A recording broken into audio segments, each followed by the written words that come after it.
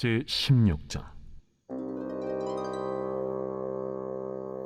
내가 이것을 너희에게 이름은 너희로 실족하지 않게 하려 함이니 사람들이 너희를 출교할 뿐 아니라 때가 이르면 무릇 너희를 죽이는 자가 생각하기를 이것이 하나님을 섬기는 일이라 하리라. 그들이 이런 일을 할 것은 아버지와 나를 알지 못함이라. 오직 너희에게 이 말을 한 것은 너희로 그때를 당하면 내가 너희에게 말한 이것을 기억나게 하려 함이요 처음부터 이 말을 하지 아니한 것은 내가 너희와 함께 있었음이라. 지금 내가 나를 보내신 이에게로 가는데 너희 중에서 나더러 어디로 가는지 묻는 자가 없고 도리어 내가 이 말을 함으로 너희 마음에 근심이 가득하였도다. 그러나 내가 너희에게 실상을 말하노니 내가 떠나가는 것이 너희에게 유익이라. 내가 떠나가지 아니하면 보혜사가 너희에게로 오시지 아니할 것이요 가면 내가 그를 너희에게로 보내리니 그가 와서 죄에 대하여 의에 대하여 심판에 대하여 세상을 책망하시리라. 죄에 대하여라 함은 그들이 나를 믿지 아니하며 의에 대하여라 함은 내가 아버지께로 가니 너희가 다시 나를 보지 못하며 심판에 대하여라 함은 이 세상 임금이 심판을 받았음이라. 내가 아직도 너희에게 이를 것이 많으나 지금은 너희가 감당하지 못하리라. 그러나 진리의 성령이 오시면 그가 너희를 모든 진리 가운데로 인도하시리니 그가 스스로 말하지 않고 오직 들은 것을 말하며 장래일을 너희에게 알리시리라. 그가 내 영광을 나타내리니 내 것을 가지고 너희에게 알리시겠습니다. 무릇 아버지께 있는 것은 다 내 것이라. 그러므로 내가 말하기를 그가 내 것을 가지고 너희에게 알리시리라 하였노라. 조금 있으면 너희가 나를 보지 못하겠고 또 조금 있으면 나를 보리라 하시니 제자 중에서 서로 말하되 우리에게 말씀하신 바 조금 있으면 나를 보지 못하겠고 또 조금 있으면 나를 보리라 하시며 또 내가 아버지께로 감이라 하신 것이 무슨 말씀이냐? 조금 있으면이라 하신 말씀이 무슨 말씀이냐? 무엇을 말씀하시는지 알지 못하노라.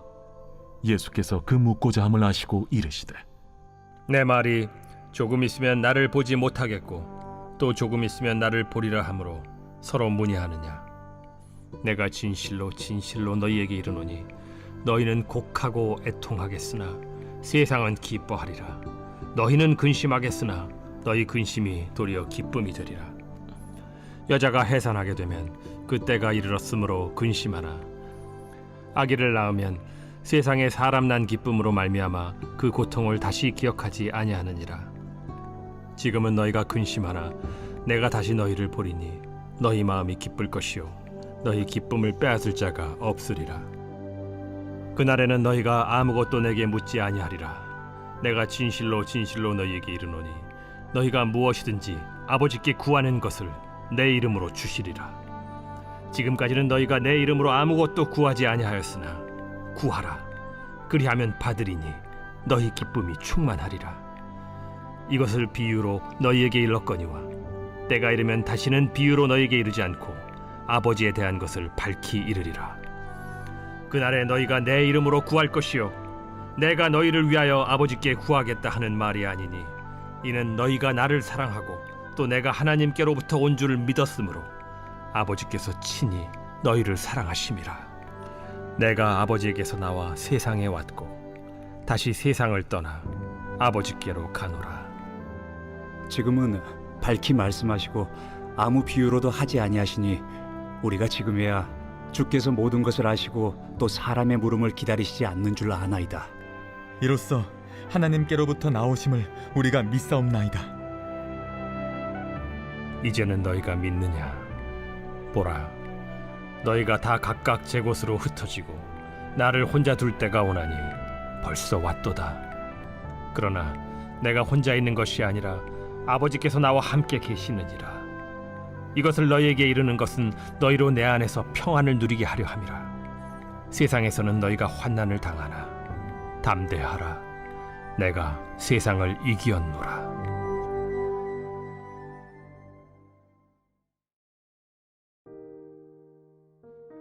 예수님은 자신이 가야 할 길이 십자가라는 처절한 죽음의 길임을, 그리고 자신이 떠난 뒤 남겨질 제자들이 환란을 맞이할 것임을 이미 아셨습니다.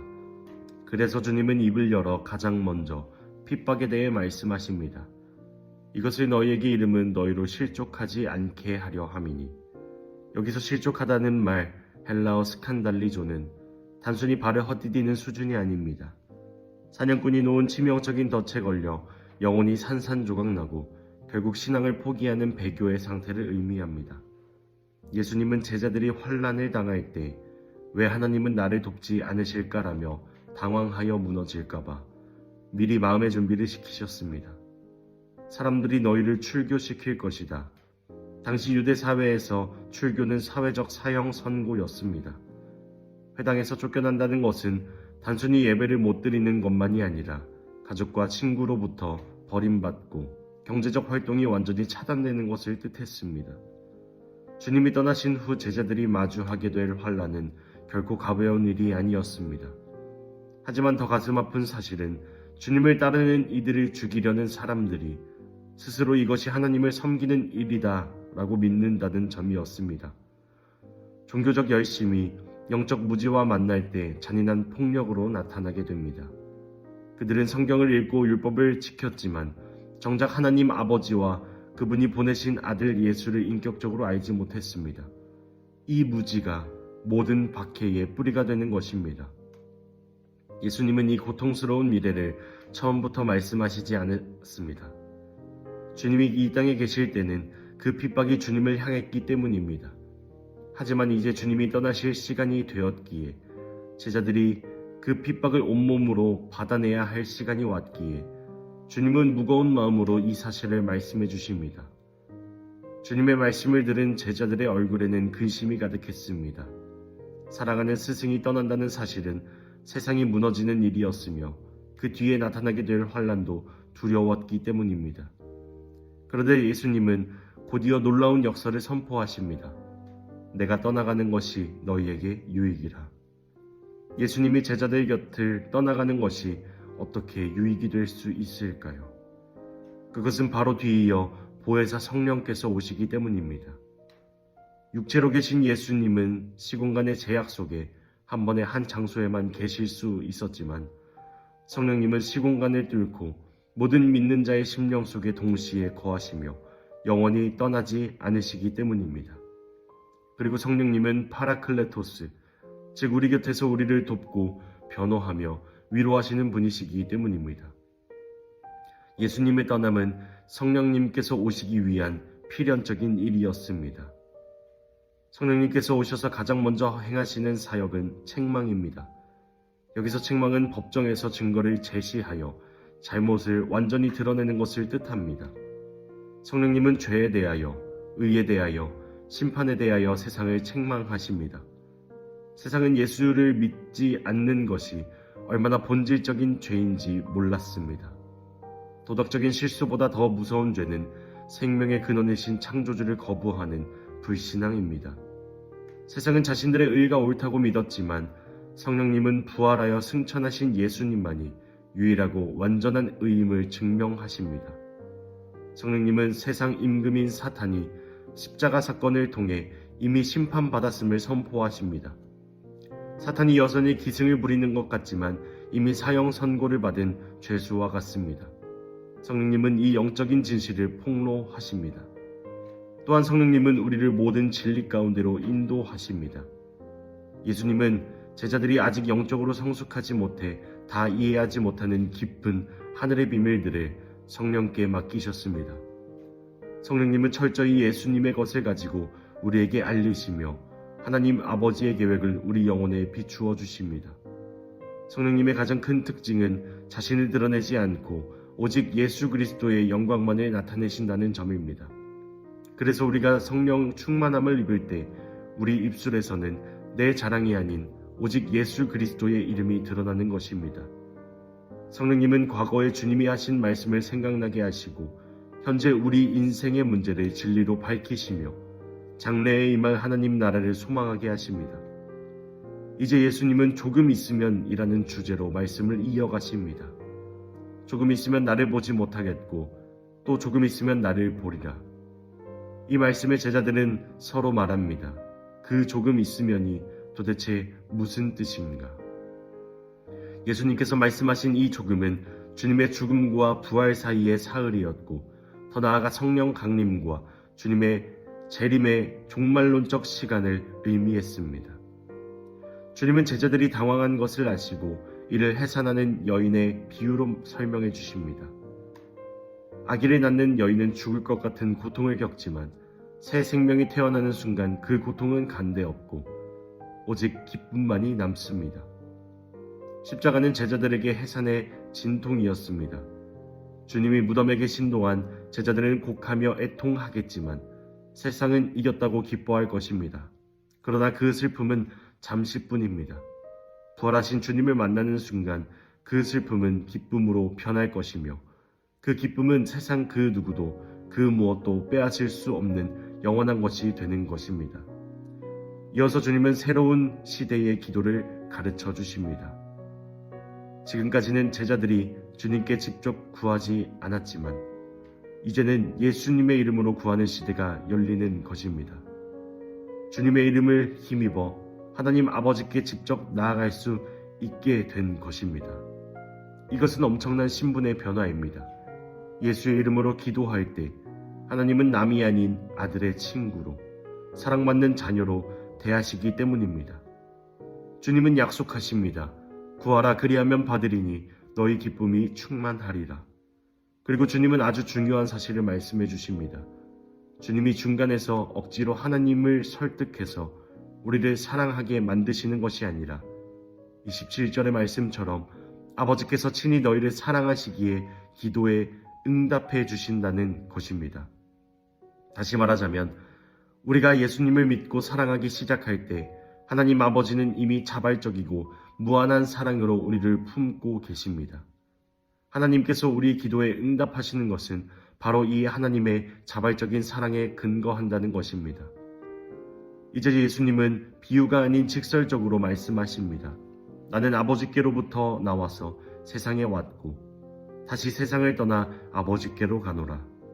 이 말씀에는 기독교 신앙의 핵심인 성육신과 구속사역 그리고 부활승천 신성회복의 비밀이 다 담겨 있습니다. 제자들은 이제야 이 모든 것이 명확해졌다고 환호합니다. 지금에야 주님이 모든 것을 아시고 비유로 말씀하지 아니하시는 줄 우리가 아나이다. 하지만 주님은 이제는 너희가 믿느냐? 보라, 너희가 다 각각 제 곳으로 흩어지고 나를 혼자 둘 때가 오나니 벌써 왔도다라고 말씀하십니다. 이 말씀은 제자들을 비난하기 위함이 아니었습니다. 오히려 그들이 실패하고 넘어졌을 때 주님이 이미 나의 연약함을 알고 계셨다며 다시 주님께로 돌아올 수 있는 회복의 길을 마련해 주시는 주님의 사랑이었습니다. 이제 골별 설교의 모든 흐름이 마지막에 가장 핵심적인 결론을 향해 모여듭니다. 이것을 너희에게 이르는 것은 너희로 내 안에서 평안을 누리게 하려 함이라. 세상에서는 너희가 환난을 당하나 담대하라. 내가 세상을 이기었노라. 주님께서 원하시는 것은 곧 우리에게 평안을 주시기 위함입니다. 이 평안은 세상이 말하는 평안과는 전혀 다른 평안입니다. 세상의 평안은 문제가 해결되고 고통이 없는 상태를 말하지만 주님의 평안은 환난 한복판에서도 누리는 평안입니다. 주님은 너희가 세상에서 환난을 당하지 않을 것이다 라고 말씀하지 않으시고 환난을 당할 것이다 라고 명확히 선언하셨습니다. 그리스도인으로 산다는 것은 때로 오해받고 미움받고 손해보는 길일 수 있습니다. 그러나 그 환난 속에서 우리가 담대할 수 있는 이유는 예수님께서 세상을 이기셨기 때문입니다. 여기서 이기었노라는 헬라어 동사 니카오는 완료형입니다. 이는 단순히 한 번 이기고 끝나는 것이 아니라 이미 완벽한 승리를 거두어 그 승리가 영원히 지속되고 있다는 뜻입니다. 십자가는 실패의 상징이 아니라 사탄의 머리를 깨뜨린 승리의 깃발입니다. 우리는 이 승리의 결과를 이미 손에 쥔 채 살아가는 자들입니다. 세상은 우리를 실족하도록 덫을 놓지만 주님이 이미 그 모든 덫을 찢고 승리하셨기에 주님을 믿는 우리에게 구원이 있고 평안이 있고 영원한 기쁨이 있습니다. 우리가 사는 삶의 현장은 주님이 이기신 세상입니다. 그러니 우리는 두려워하거나 기죽지 않고 이미 이긴 싸움을 싸우고 있다는 확신으로 당당히 고개를 들 수 있습니다. 주님께서 우리의 눈물을 기쁨으로 바꾸실 것입니다. 담대하라, 내가 세상을 이기었노라. 이 선언은 2000년 전 제자들에게만 주어진 것이 아니라 오늘을 사는 우리에게도 주어진 주님의 격려입니다. 그러므로 우리가 주님의 음성을 우리의 심령에 새기길 원합니다.